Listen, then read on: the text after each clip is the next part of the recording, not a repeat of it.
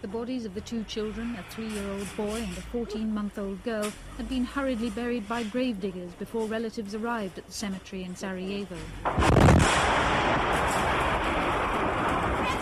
Witnesses said the mortar attack seemed deliberately timed to coincide with the funerals of the two infants.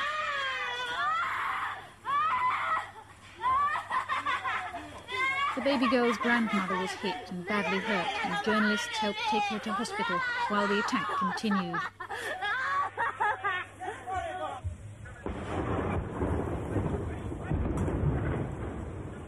The girl's mother told reporters she hadn't given permission for her child to join the refugee trip to Germany and said she wasn't told officially the child had been killed in the sniper attack on the bus on Saturday. This evening, the Bosnian Serb leader, speaking from Paddy near Sarajevo, told us Serbs weren't responsible for today's attack. First of all, we couldn't reach the cemetery by our shells, and second, Serbs would never shell the cemetery.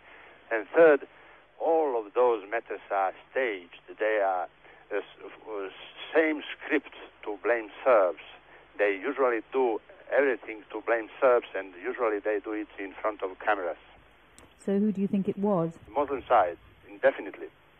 First of all, this territory is under control of Muslims, and second, I doubt that Croats as a Christian would do that. A London spokesman for the Bosnian government said the accusation was malicious and incredible, and an attack on children or a funeral would be out of character for Muslims in Bosnia.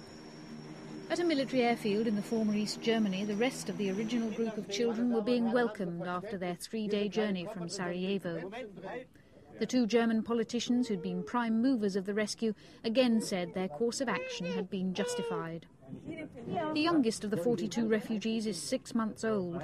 5 were dispatched to hospital for treatment to wounds received during the coach journey, and the rest were taken to children's homes. The German state authorities have distanced themselves from the mission, but did criticise the UN operation for failing to stop the fighting.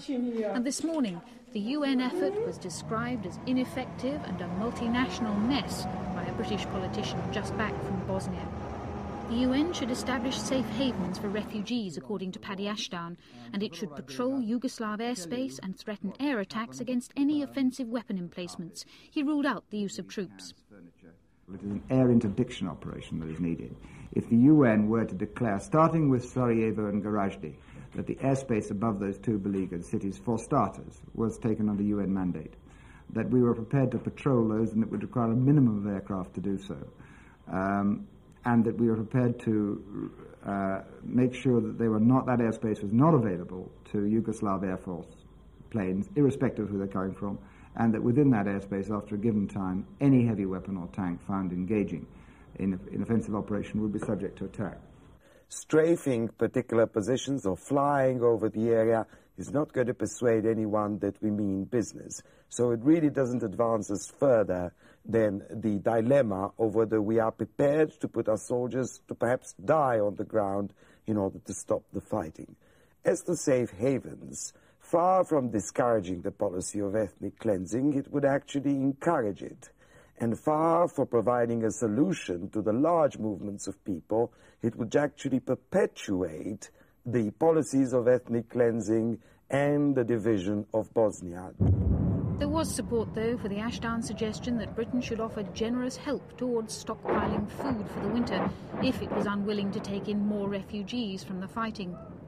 This afternoon, in an attempt to safeguard convoys of relief materials currently being supplied, the United States was trying to win support for an emergency resolution at the UN authorising military support. Tonight in Belgrade, there were indications of a clean-up operation beginning. The arrest of 70 Serbian irregulars who'd been fighting in Bosnia was welcomed by the Serb Prime Minister of the rump Yugoslav state. Calling them terrorists, he said it was a first but concrete step to containing the conflict.